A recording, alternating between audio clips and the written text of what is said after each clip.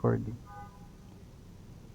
So, 10 questions yon. This is number 1. Ang sabi sa atin is kunin natin ang direction is find the solution set or the solution for the rational equalities and inequalities. For number 1 to 5, given tayo na puro siya equality and then 6 to 10 is inequalities. Start with number 1. Ang sabi po rito, x plus 4 over x minus 2 equals 0. Okay. Equality to, pwede tayong multiply ng variables. Unlike yung ginagawa natin, na hindi natin ginagawa sa inequality. Ibig sabihin, so, pwede tayong mag-cross multiply dito. I-cross multiply yung x minus 2 doon sa 0. Or yung more proper way is mag-multiply tayo ng x minus 2 both sides para mawala yung x minus 2 sa baba. Maka-cancel siya.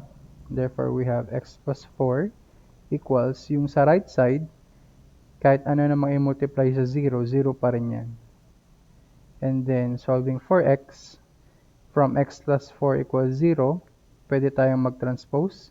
Transpose natin si positive 4 magiging negative 4 equals x. So, yan na yung mismong solution ng ating equality, rational equation na x plus 4 all over x minus 2 equals 0. So, moving on with example number 2, we have x squared minus 4 divided by x minus 2 equals 2. So, i-rewrite ko lang siya rito.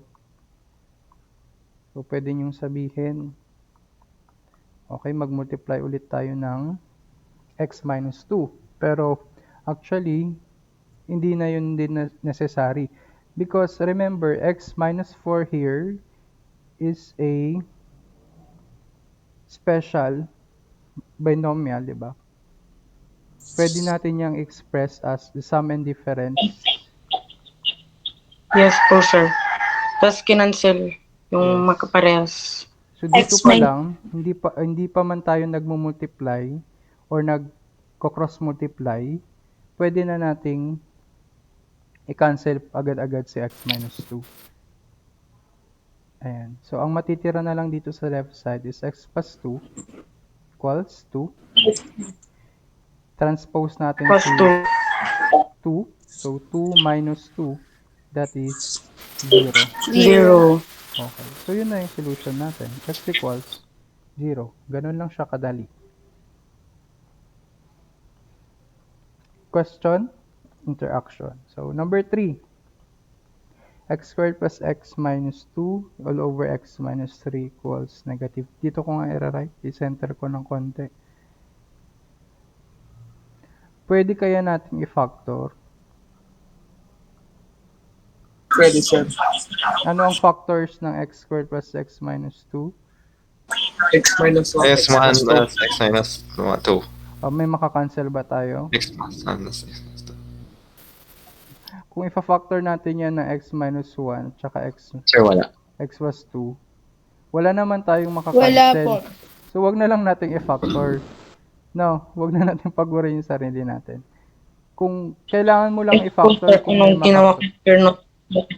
Oo, kung mag-factor ka lang kung pwedeng may makancel para ma-simplify. Pero kung hindi naman masisimplify, huwag na lang nating So, pwede, ang gawin na lang natin is cross-multiply tayo or mag-multiply tayo ng x minus 3 both sides. Tama?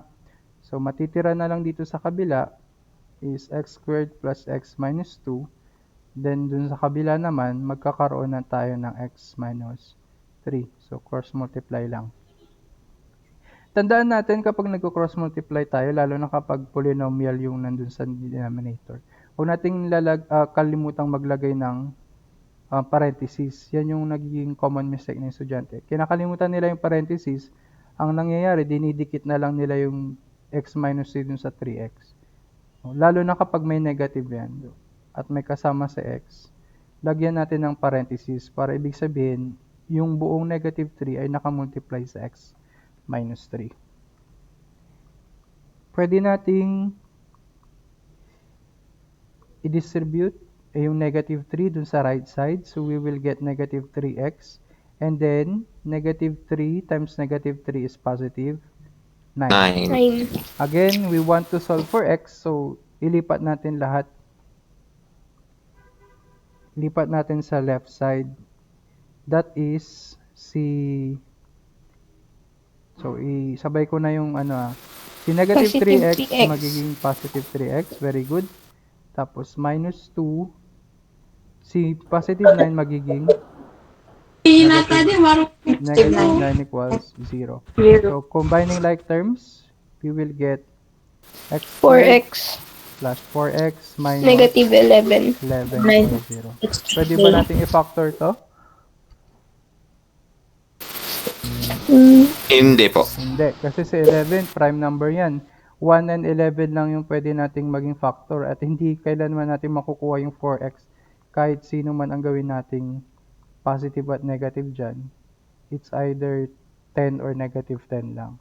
So, pag ganitong mga Sir, pero Pwede- iba po yung parang way ko na ginawa. pwede tayong Parang kasi pinasok ko yung 3, ginawa ko plus 3. pwede tayong mag-completing the square. Pero tama pa yung method. Pwede rin tayong mag quadratic formula kung gusto nyo kasi quadratic equation to. So gawin na lang, gawin natin ng dalawang methods para tingnan natin kung same yung makukuha nating sagot. So sa completing the square, ililipat natin yung 11 or negative 11 and we will get positive 11. And then, ang gagawin natin, para makomplete yung square nung nasa left side natin na x squared plus 4x, mag-iisip ngayon tayo or magdadagdag tayo ng number para makomplete yung square. At syempre, para hindi natin malabag yung batas, kung ano yung dinagdag mo dun sa left side, yun din yung idadagdag natin dun sa right side. Ano ngayon yung idadagdag natin? Nakadepende yan dun sa middle term natin or yung 4x. So, lalo na kung wala namang katabi sa x squared, ang gagawin lang natin is i-divide natin yung nasa gitna, yung 4x by 2, makukuha natin is 2. Yung makukuha natin, i-square natin ngayon. That is 4. 4. 4. So, 4 ngayon yung idadagdag natin. Tapos, idadagdag din natin dun sa right side. Then, ang mangyayari, perfect square na yung nasa kabila. So, pag finactor out natin to, x plus 2, tsaka x plus 2 yan. Or that is x plus 2 squared. So, na-complete na natin yung square. Yun yung completing the square na tinatawag. Completing the square. And sa kabila, 11 plus 4, that is 15. Gusto nating masolve si x. So, dahil may square siya, lagyan natin ng square root para matanggal yung square. So, square root ng squared, cancel. Matitira dun sa left side is x plus 2. Dun sa right side is square root of 15. Transpose ko ngayon si 2, magiging negative 2 siya. And remember, dalawa yung magiging solution Positive, natin dito. negative. Oo, kasi quadratic equation to. So, dalawa dapat yung solution natin. At yung square root ng 15, dalawa rin yung kalalabasan yan. Magiging positive or square root ng 15. So, yan na yung sagot. Yung isang solution natin is negative 2 plus square root of 15. Yung pangalawang solution natin is negative 2 minus the square root of 15.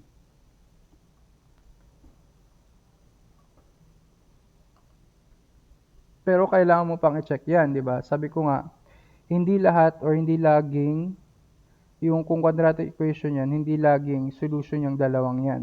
So, kailangan mong i-substitute tong mga values na yan, yung x1 at x2 mo, dito sa ating original rational function. Kung na-satisfy niya, tama yung sagot natin. So, i-check ko na lang sa calculator kasi mawawalan na ako ng space.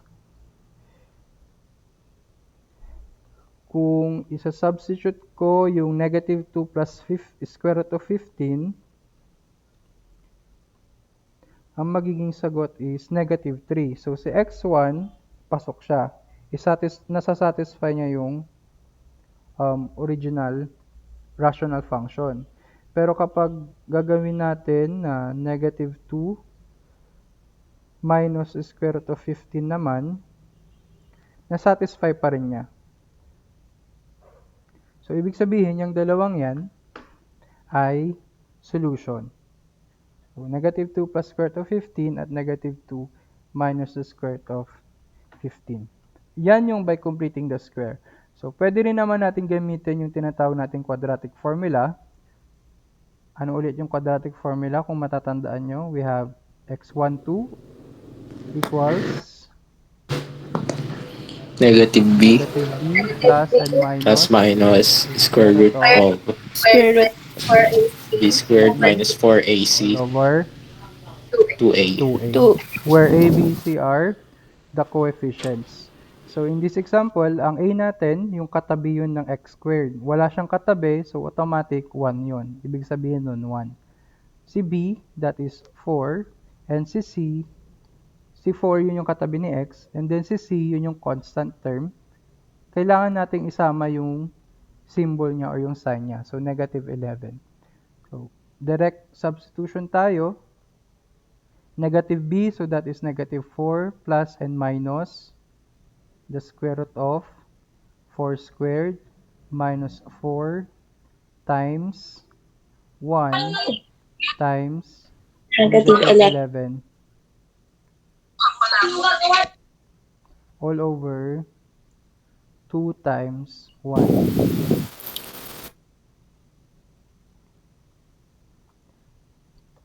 Next. Ayan. Okay. Negative 4 plus and minus. Ang 4 squared ay 16 Plus plus 44.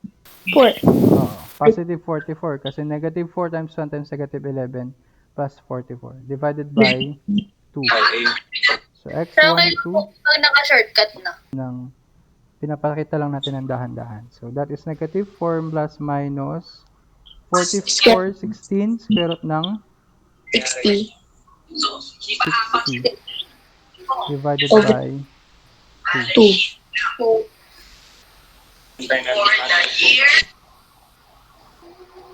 plus minus. Ang square root ng 60 or ang 60 ay equal sa 15 times 4. Tama. So, yung square root ng 4, pwede mo yung ilabas. So, magiging 2 square root of 15 15. divided by 2. Lahat yan ay multiples ni 2. So, pwede tayong mag-factor out ng 2 para ma-cancel yung 2 sa baba. So, matitira na lang sa taas is negative 2 plus 2. minus square root ng 15. 15. And see, quadratic formula man o completing the square, parehas lang yung sagot natin. So, depende na lang sa inyo kung saan kayo mas familiar at saan kayo mas nadadalian. Basta't we arrive at the same answer. Ayan. So, ito naman number 4. 1 all over x minus 1 plus 2x squared equals 0. So, dalawang fractions yung nasa left side. Wala tayong problema sa kabila. Naka-0 yan. Ang kailangan lang natin gawin dito, dapat iisang fraction lang sila. Ibig sabihin, pagsamahin natin sila. Excuse me. So, para mapagsama iyan, kailangan alamin natin kung ano yung least common denominator. At usually, kapag ganitong mga polynomial yung denominator natin, usually yung product ng mga lalo na kapag wala naman common sa kanila. Ang ginagawa kasi para makuha yung least common denominator, ifa-factor mo siya. For example, okay, gawin natin sa fraction muna. Kunwari, 2 over 16 plus 3/4. Ayan. Siyempre, alam nyo na yun, 16 yung gagamitin natin, no? Kasi multiple siya. Pero paano natin nakukuha yung least common denominator na 16? Ang ginagawa natin is fina-factor natin si 16 dun sa mga prime numbers niya or as a product ng prime. Ibig sabihin, si 16 is 2 times 2 times 2 times 2. Yan, product siya ng prime niya or 2 raised to 4. Si 4, 2 times 2, which is equal to 2 squared. Kung pare-parehas ngayon yung factoring niya, ang pipiliin natin sa mga prime numbers na yan is yung pinakamataas. Okay? Kung 12 naman siya, kunwari 12, o di yung nasaan na yung panulat ko? Ayun. Ang factor ng 12 is 2 times 2 times 3. O di madadagdagan dito ng times 3. So kapag ganyan naman, ganun pa rin, dun sa mga parehas na prime numbers, kagaya ng 2, pipiliin mo yung pinakamataas. Tapos, kapag may mga sobrang kagaya ng 3 na wala naman dun sa ibang number, si 16 wala naman siyang factor na 3, isasama mo siya. So, ang magiging sagot is 16 times 3. Ang least common denominator natin is 48. Ganon din yung ginagawa natin sa polynomial. So, ang ating denominators ay x squared tsaka x minus 1. Ifa-factor mo siya, tapos kukunin mo yung product ng mga unique na factors. Pero unique naman tong dalawang to. No, kapag finactor mo sa x squared, x times x lang din naman yan. So, x squared. Pag finactor mo naman sa x minus 1, x minus 1 lang din yan. So, ang magiging least common denominator is yung product lang din ng dalawang yan. So, x squared times x minus 1. So, ganun lang yung, ganun natin kinukuha yung least common denominator. Pero kung what if, kunwari yung isa, 1 all over x cube. Kung x cube yan, o di pag finactor natin, x times x times x, ang factor niyan, syempre x cube. O, ang pipiliin mo, kagaya dito sa fractions, sa number, piliin mo dun sa mga pare-parehas na factors, yung pinakamataas na exponent. Dito, 'di ba, si 2 raised to 4 tsaka 2 raised to 2, ang pinili natin yung 2 raised to 4. Kasi among dun sa mga common bases, yung pinakamataas na exponent ang pinili. So dito kapag x squared tsaka x cubed, pipiliin mo yung mas mataas na exponent, which is x cubed. Yun ang magiging least common denominator natin. Pero dito, wala naman silang common factors na tinatawag. So, kapag walang common factors, i-multiply mo lang yung dalawa. Or kung tatlo yan, di tatlo. Kaya, ang least common denominator natin ay ayun, natapos din. Product ng dalawa. X minus 1 tsaka x squared. Okay? Para maging isang fraction sila, anong gagawin natin? I-divide natin yung denominator doon sa bawat isa, yung isang denominator, tapos i-multiply natin yung sagot doon sa numerator. So, unahin natin yung una, i-divide mo tong x minus 1 x squared dito sa x minus 1. So, makakancel yung x minus 1, may matitirang x squared. Yung sagot na x squared, i-multiply mo dun sa taas. So, x squared minus 1, times 1, x squared. Plus, ganun din dito sa kabila, x minus 1 times x squared. Divide mo siya sa x squared, matitira sa x minus 1. Yung sagot na x minus 1, i-multiply mo dun sa 2.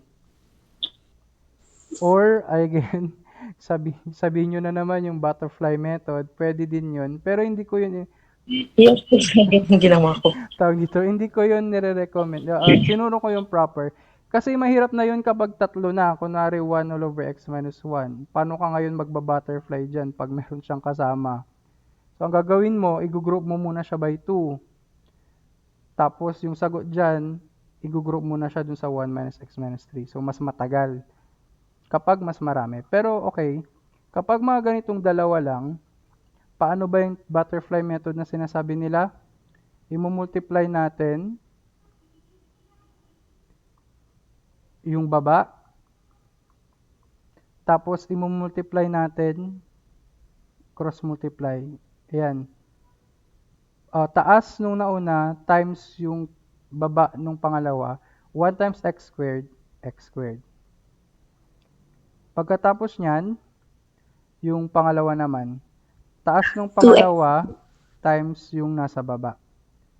2x minus 2. Ayun. So, ganun lang din. Parehas din naman. So, pwede siya, itong tinatawag nating butterfly method, parehas yung makuha nating sagot kapag dalawa. Pero mas pag tatlo na, yung ginagawa nating fraction or rational function, medyo mas matatagalan ka kasi itong butterfly method na tinatawag nila is only good for dalawa lang, tigda dalawa.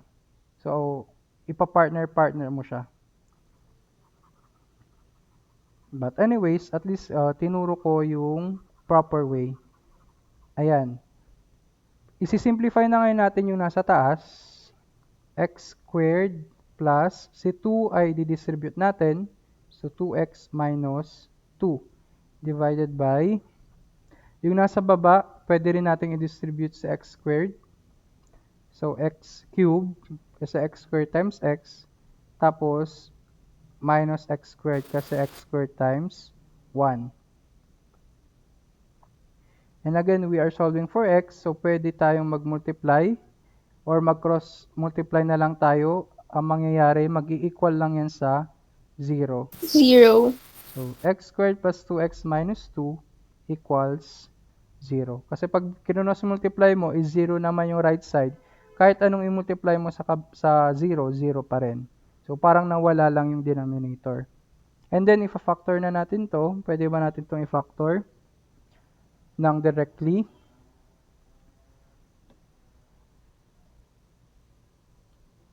No. No. Kasi ang factors ng 2, prime number din yan. 2 and 1 lang. Tapos negative pa siya. So, it's either positive 1 or negative 1 lang yung pwede nating makuha. Kaso, x squared plus 2x minus 2. And again, pwede kang mag-quadratic formula and pwede kang completing the square. Pero para sa akin, mas mabilis yung completing the square. Lalo na kapag wala namang katabi yung x squared or ang coefficient ng x squared ay 1. So, ang gagawin ko lang, ililipat ko si 2x, magiging positive 2. Mag-add tayo ng certain number para makomplete yung square ng right side or left side. At i-add mo din yun sa right side. Ano ang i-add natin? Nakadepende sa middle term. I-divide mo muna siya ng 2. Yung makukuha mong sagot, i-square mo siya. So that is positive 1. Kaya ang i-add natin, 1. And i-add din natin sa kabila, 1. And then, yung makukuha mong result is actually perfect square na. So, sir, paano ko malalaman yung roots or yung factoring nun? Actually, yung unang pag-divide mo ng 2, yung makukuha mo dun, yun yung ilalagay mo dito. Bago mo siya i-square, yun actually yung factors niya. So, x plus 1 squared equals 3. Kagaya din dito kanina, kung mapapansin nyo, nung nag-completing the square tayo, diba, 4 yung in-add natin, tapos yung factoring niya x plus 2, kasi 4 divided by 2, 2. Yun, yung unang pag-divide mo ng 2, yun actually yung factors niya. Ini-square mo lang siya para makomplete nga yung square. At yun yung ina-add natin. So, yun minsan yung nalilito din yung estudyante. Ano yung, paano siya fina-factor? Pero kung hindi mo naman kaya, or gusto mo, tignan mo na lang yan, yung completing this, yung complete na x squared plus 2x plus 1. Di factor mo yan. X plus 1 lang naman yan. X plus 1 times x plus 1. Or ginawa ko na lang na x plus 1 squared. Hindi yan 1 half, ha. Yan, baka malito kayo. Ayan. I-rewrite ko na nga lang. X squared plus 2x. Ang idadagdag natin is 1. So, 2 plus 1. Factor natin, x plus 1, x plus 1. Kaya magiging x plus 1 squared. Then, 2 plus 1, that is 3.